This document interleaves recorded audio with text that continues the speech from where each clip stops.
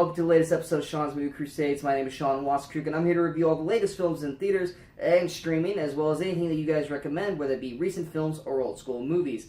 Now, before today's episodes get started, don't forget to hit that like, share, and subscribe button to the channel, so that way you guys stay up to date with all the latest videos that pop up on the page, and don't forget to follow us at all the social media outlets you see below. Now, today's review is about the Lego Movie 2, the second part. Now, anyone who knows me knows that I actually really like the first Lego movie.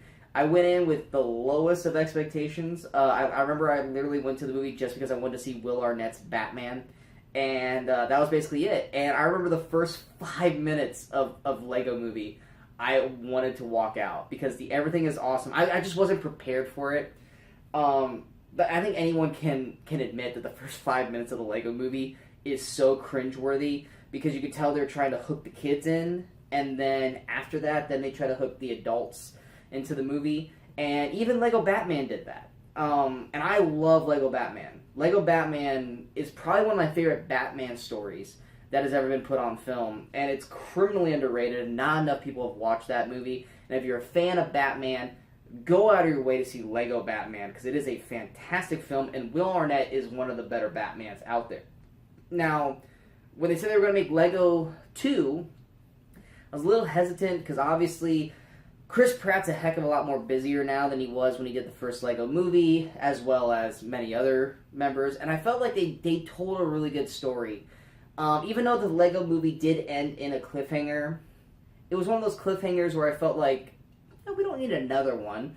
Plus, Lego films in general, after Ninjago came out, which even I didn't need to see that one, I felt like the Lego films were starting to get stale.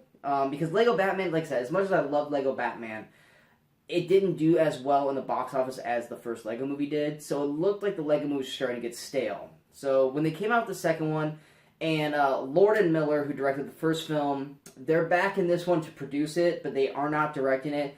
And the guy who directed this, his name is, what's his name? Mike Mitchell. And he did the Alvin and the Chipmunks movie, which I was like, on. But he did do Sky High, and I did like Sky High. But yeah, so it's like they're not back, but they also didn't direct, but they helped produce Spider-Verse, and Spider-Verse was easily one of the best movies of 2018, so I gave it a shot. But yeah, so the general plot of Lego 2, the Lego Movie 2, the second part, I still think it should have been the second piece. But anyway, the plot of this, it literally starts right where we left off at the end of the first film, which if any of you guys remember the plot of the first movie, you find out that this world is actually the toys, the legit toys being done through the imagination of a kid named Finn, who's playing with his father, who's played by Will Ferrell's Lego collection, and it's basically him kind of playing through his issues with his father, because his father never has time to play with him, and he never lets him play with the toys and stuff. But by the end of the movie, Will Ferrell, they start playing together, and that's kind of how the characters in the Lego verse, beats, I forgot Will Ferrell's name in this one, President Business, how they beat him in the first film. But when the movie ends in that, Will Ferrell's father character tells Finn, since I'm allowing you to play with these, now your little sister, who was like 4 at the time, can start playing with these. And then in the Lego verse, the Lego world gets attacked by all these toy Legos, which talk like babies, but they wreak havoc, and that's literally how the first movie ends. Second movie starts right from the get-go from there, and basically we see the full-on attack of these baby toys, or baby Legos, is what I'll call them, and the destruction that they cause. And then we jump ahead 5 years later, in real life and in the Lego world, and now it's like a dystopian, post-apocalyptic world that all the Lego characters live in, because basically what's going on is that anytime they build anything cool looking, mainly Emmett and Lucy, anytime they build something cool, the baby Legos come and destroy it. And what you find out in the movie, and this is not necessarily a spoiler, it's just to help you guys understand the general plot, is that where the first film was about the kid trying to get his father to play with him with his toys. This one is about a brother and a sister who are, at least 5 years apart in age, learning to come together to play together with each other instead of fighting over the toys. And that's where you get the dystopian future, is that the older brother makes all these great things, and the younger sister comes and ruins everything. And there's this Armageddon, where basically the mom has threatened that if they fight one more time, then she's going to make them put all the Lego toys away forever or in storage. And in the Lego world, that's their end of their world kind of thing. So that's the plot's going. But in the trailer, this alien race shows up and kidnaps pretty much all the core characters outside of Emmett, being Lucy, Batman, Unikitty, Metalbeard, Benny. Kidnaps all of them, takes them away, and leaves Emmett alone because they don't see any worth in Emmett. And so then it's Emmett's journey trying to get to where they got taken away from. And I think, who was it that took him away? It was General Mayhem. And that was voiced by Stephanie Beatriz. People might know her from Brooklyn Nine-Nine. So it's Emmett's journey with, like I said, Chris Pratt is back in the role of Emmett. He's trying to find a way to get to them, to save them, and stop Armageddon. And like I said, all the voice characters that were in the first film are back in this. You have Elizabeth Banks is back as Lucy. Will Arnett, of course, is back as Batman. He's just as good as we last saw him.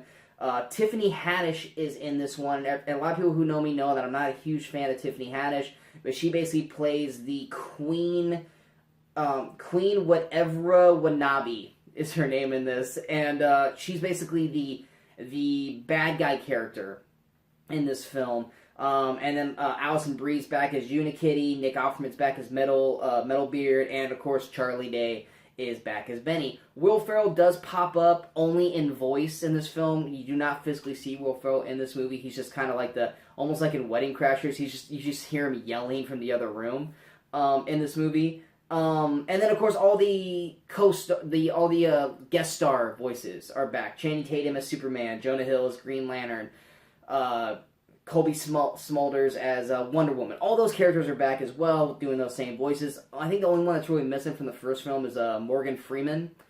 He's not back in this one. But yeah, and then of course over in the span of Chris Pratt or Emmett trying to get to his friends, he meets Rex Dangervest, who is basically also played by Chris Pratt, and he's basically doing his best Kurt Russell voice. And he's basically kind of doing a big inside joke on himself as a movie actor. He has raptors. He's a cowboy. He can do all this stuff. Basically, every action film that Chris Pratt, the actor, has been in, Rex Dangervest is that character in this Lego movie. So it's quite fun, dynamic meeting Emmett, who's innocent and joyful and all this, and then you get this other Chris Pratt character who's just like the epic badass character. Like I said, he's kind of doing his best Kurt Russell impression. So then you have that great dynamic between those two, and like I said, you have all the returning characters as well as the new additions of Tiffany Haddish and Stephanie Beatriz. But yeah, that's the general plot of that movie. I know I kind of jumped all over the place with that, but that's the general plot. What works in this movie is it's the Lego movie. I mean, it worked great the first time around, and it works great here. The animation is gorgeous. The ability to do what they do with the Legos in this film is fantastic. And it doesn't look any worse than it did in the... Or it doesn't look... I mean, it doesn't look any worse. That sounds bad. It looks just as fantastic as it did in the first film. This does have more of a musical side to this as it does in the first film. I think the first film was just everything is awesome, and that was it. This, there's at least 3 to 5 song numbers. Not all of them work, but there is one particular one, a Batman one, that is great. And Tiffany Haddish sings it, and it's between her and Will Arnett, and it is a great song. And that song literally is what turned the tide for me in this movie. There's so many jokes, like inside jokes, like Batman inside jokes. There's a lot of Chris Pratt movie like nods. There's a ton of hidden jokes that if you're really paying attention to film or movies in general, you'll see them. If you don't, you're probably not going to catch them. But the movie's still fun to watch. It's got many great laughs. It looks gorgeous. The story is not quite as good as the first one, but it's still really good. The sister-brother dynamic between Finn and the sister, her name's Bianca. She's played by Brooklyn Prince, and Finn's played by Jaden San. I mean, it's not as good as Finn and Will Ferrell's dad character from the first movie, but this one still works. But yeah, the set designs for these Lego characters are fantastic throughout. Like I said, and the relationships between the characters, mainly between Emmett and Lucy, are strong as ever, and they all flow into a great film overall, and an enjoyable movie overall. Now, what does not work in the movie, like I said, some of the dance numbers don't hit. They did come up with another annoying song. It's not Everything Is Awesome, but I think it's worse than Anything Is Awesome. I know this is probably not the right name of it, but it's like this song is going to get stuck in your head. And they just sing that over and over and over again. Oh my god, that song is horrible. And it's going to get stuck in your head, and you're going to hate your life. But yeah, it's like I said, there were a lot of song and dance numbers. There was probably about too many. Like I said, the Batman one was great.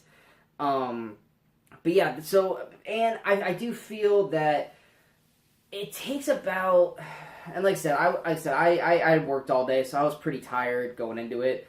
The first hour for me was real hard to get into. I mean, like, it's the Lego movie. I mean, I still enjoyed it, but for some reason, it was just like for that first hour, I just wasn't grabbing the storyline, right away. But then once it got to the Batman story, the song number, which is right around the hour mark, from then on, I was in. There's twists and turns that really hook you into the film. There's some emotional things that happen that actually are really good as well. But the first hour just didn't really do a whole lot for me. I mean, it's still enjoyable. It's not like it's bad. I'm not saying the first hour is bad by any means. I'm just saying that the first hour didn't hook me personally, to the point where at one point I did check my phone to see what time it was, and then as soon as I did that, the movie flipped, and it got really good after that, so maybe that's what I gotta do.